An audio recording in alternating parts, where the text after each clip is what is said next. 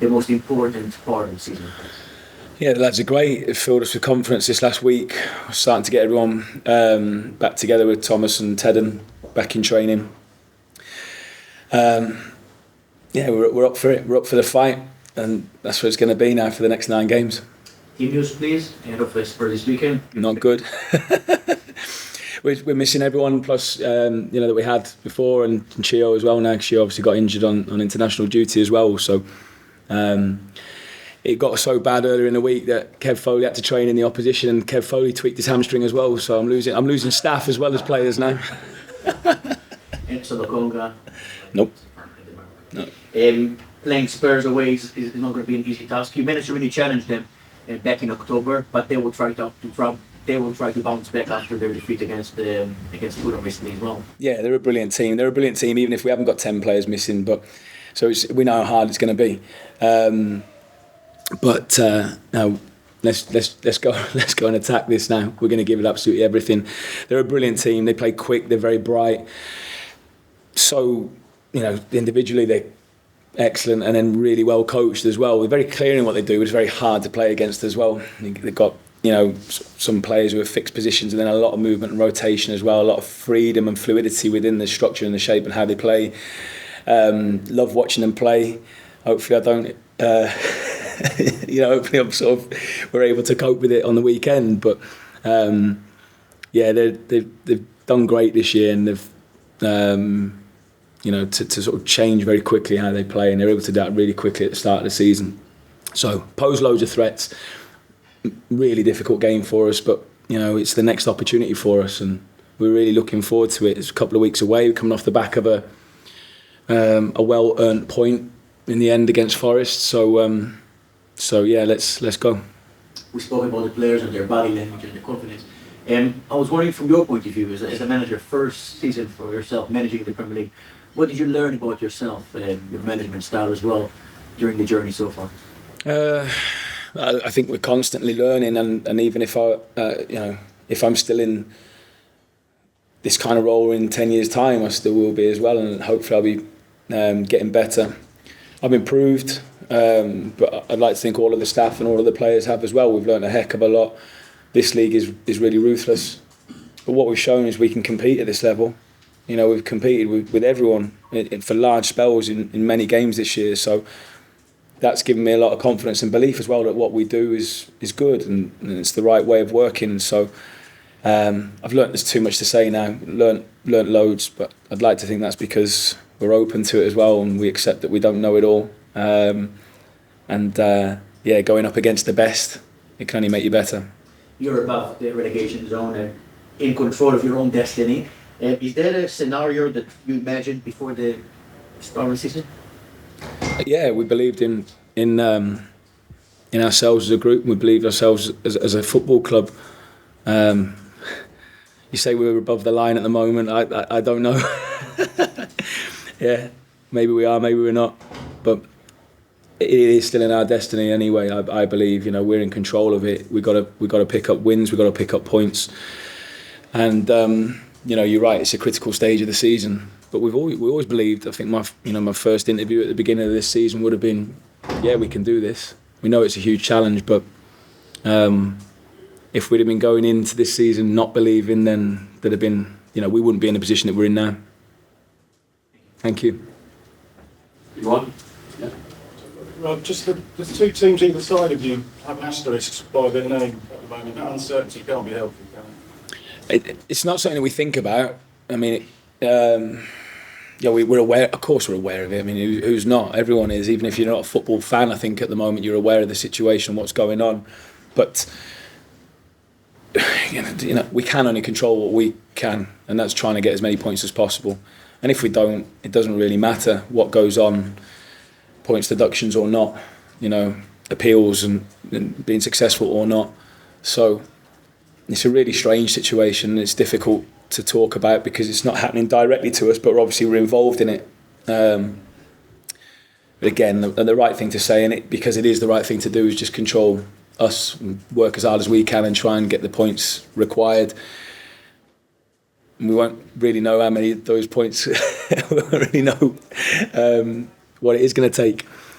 what we've got to try and do is finish above them, and that's it. That's all we can try and do. Thank you. Just following on from that, Rob, I think Andros called it a mockery if it goes like this. I know you don't want to speak too much about it, but the players must be talking about it. Everyone's talking about it because it's this ridiculous situation we've got ourselves in.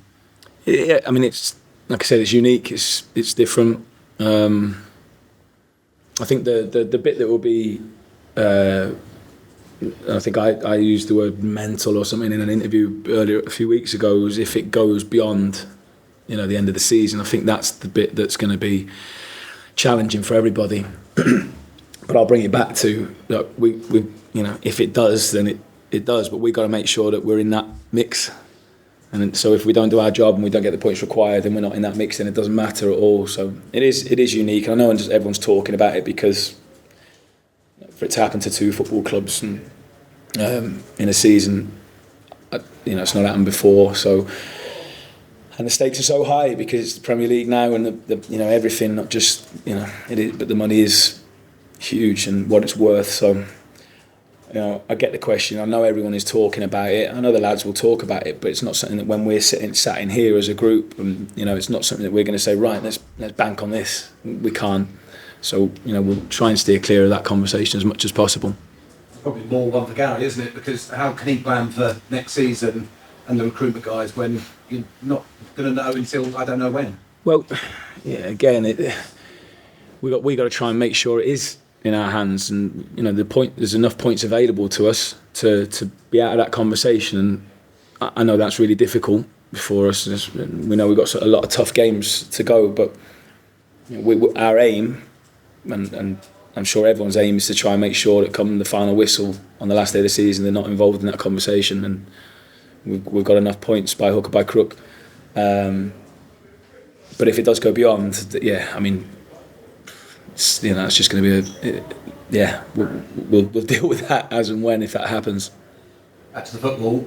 What is Ogbene's situation? Because obviously he played in the first game for Ireland, and then had to pull out the second. Yeah, he felt a hamstring, which turns out to be a tendon in his hamstring.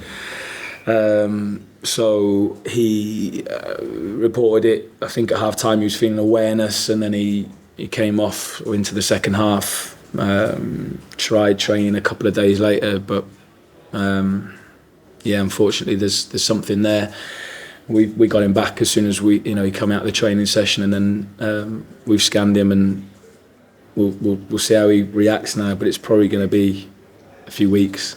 So it's just how it's going at the moment. That's a blow for us, clearly. But we'll have to just see how he responds now to the treatment and the recovery, how he recovers. What's the timescale of some of the others? Because we thought by now perhaps Lokonga, perhaps Andersen, and perhaps Adebayo. All three of those have been working so hard behind the scenes. The staff have as well behind the scenes. We've had a few recurrences when they've been trying to come back. Sambi, we're hopeful over it's still going to be weeks, I think, but he's out on the grass there today and doing some work. Eli's not. Mads, it's been sporadic on the grass, then not again. So Eli will be, we're really hopeful at some stage, that'll be the tail end of the season, right towards the end. I think we're more hopeful we might see a bit more of Sambi. Mads still don't know. Difficult, isn't it? I mean, 10 first team players out at any club would be difficult enough, but for Luton, it almost feels like, how can they get through this? Well, we will, and I'm convinced of that. And when I look into these players' eyes and talk to them, I'm convinced of that, and I know they believe me as well, and I know they believe in what we're doing. So we're up against it. There's no doubt about that. We're up against it with a fully fit group, but we've got a lot of senior players, big players, important players that are missing, and it is hard to be at your best then. But what it's going to do, it's going to fuel us. It's going to make us stronger as a group, and we're going to fight even harder. That's what it's going to make us do. These next two games, Arsenal, Tottenham, obviously very difficult away from home, we know that. the Bournemouth game. Well, I think we're already looking ahead, aren't we? And if those players might be back for some of those other ones. I'm not writing these ones off. It sounds like you are, Jeff. I'm not. I know they're difficult. But if you could get the players back. I know what you mean. Yeah, I mean, look, we want them back tomorrow for training before Tottenham. But yeah, I get your point. We know how important those, especially the home games, are going to be now. The rest of the season, and we're working really, really hard to try and get as many, or even if it's one of them, come back and help. But that might be too soon. Just so people understand where we're at. I don't want to get too many people's hopes up, but we're certainly trying. A quick one on Tottenham. They've got so much talent, haven't they? They play at that really high line, possibly the highest in the league. If Van der Ven isn't playing, he gets them out of trouble, doesn't he? He's so quick. I bet you'll be hoping that. He is when you watch him, and we've been able to watch a lot of Tottenham because of the length of time that we've had to prepare. I mean, he's an incredible athlete, and he's been a brilliant player this season for them. You're right; they've got a really unique way of playing. It is really difficult to play against as well. So you're right. Fast, really bright and sharp, and you can sort of where everyone's going to be or go. There is people that will rotate, and James Maddison obviously be one of those players that could pop up almost anywhere. But stopping it is difficult, and that's obviously credit to them, credit to their talent, and just the real brightness of really top international footballers. So we're looking for. I mean, it's just the next few games are going to be as hard as you get in the league and in world football. So let's have a right good go at it. We're ready for it. We'll give it a good go. We're going to step forward. Looking the other day, the last 15 games, there's only 4 teams that have scored more goals than Luton Town in the Premier League. That's a good chunk of the league. We're at our best when we're on the front foot and when we attack. And I know that can at times leave us a little bit exposed, but if we're going to try and win games, we've got to try and score. And so we're not going to change. We're going to keep working to get better and work hard on trying to get the balance of keeping the back door shut as well, which is really difficult at this level. And I think most teams are struggling to keep clean sheets in this league. Goals for fun, isn't there, everywhere? But we're going to keep attacking and trying to win games. That doesn't care. I don't care where we're going. We're going to Tottenham, we're going to Arsenal, we're going to City in the next 4 games. We're going to go and try and win those games. I know that sounds silly, but that's what we're going to do. Okay, guys, that's the end of the broadcast section.